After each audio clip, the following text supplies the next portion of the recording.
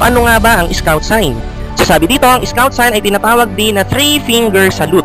Ito ang posisyon ng mga daliri sa kanang kamay habang ito ay nasa ayos ng pagsaludo o panunumpa.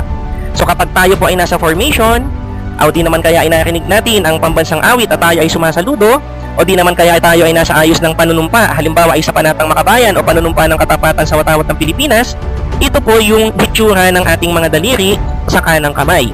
So ito rin po yung hitsura ng mga daliri natin pag narinig po natin yung ating leader na nagbigay ng command na for example, pugay kamay na. Ayan, so ibig sabihin tayo ay sasaludo. O di naman kaya nagbigay siya ng command na kamay patlang na. So ibig sabihin tayo ay nasa ayos ng panunumpa. So ganyan po yung hitsura ng ating mga daliri kapag narinig natin yung mga commands na yon.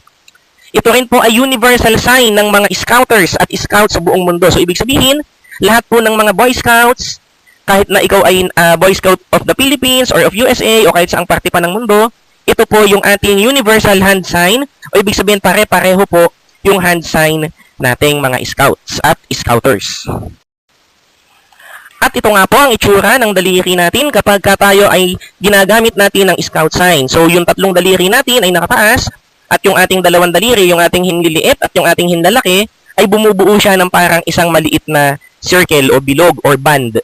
Ayan, ang bawat isa po niyan ay may ibig sabihin, hindi po yan basta ginawa lang na sign ng ating mga naunang mga scouts. So ano-ano po ba yung ibig sabihin ng mga daliri na yan at bakit ganyan yung kanilang hitsura? So unang-una po yung pinakamalaki nating daliri o yung tinatawag natin na hinlalato, ayan yung nasa gitna. Dahil siya yung pinakamahaba at pinakamalaki na daliri natin sa kamay, ito ay nagre-represent ng duty to God and country o tungkulin sa Panginoon at sa bansa. Tandaan po natin sa scouting, napaka-importante po na nagagampanan natin yung ating tungkulin sa Panginoon at sa ating bayan. Wala pong sinabing specific na religion. Walang sinabi na kailangan Katoliko lang or Muslim lang. Wala pong ganon. Kahit anong religion, pwede pong sumali sa scouting. Pero syempre, kapag tayo ay sumali sa scouting, dapat nagagampanan natin yung tungkulin natin sa Panginoon. Pangalawa nito ay yung duty to our country o yung tungkulin sa ating bayan. Syempre, bilang mga scouts, tungkulin po natin na pangalagaan yung ating bansa.